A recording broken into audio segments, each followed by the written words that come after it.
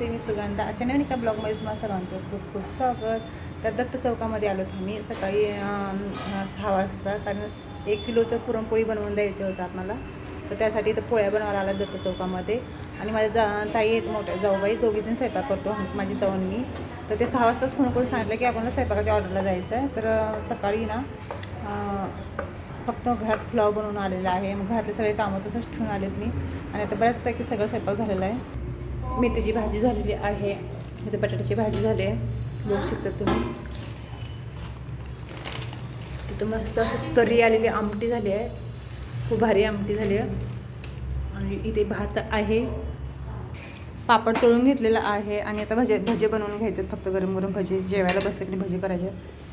आणि इथं पोळ्या चालू आहेत आणि माझ्या ताई आहेत त्या सगळ्या स्वयंपाकाची ऑर्डर घेतात. त्या पुरणपोळी, नॉनव्हेज, व्हेज पूर्ण स्वयंपाक बनवतात. आणि ही स्वयंपाकाची ऑर्डर आहे दत्त चौकामध्ये. उद्या पण इथंच येऊन आम्हाला 2 किलो पुरणपोळीचा स्वयंपाक बनवायचा आहे.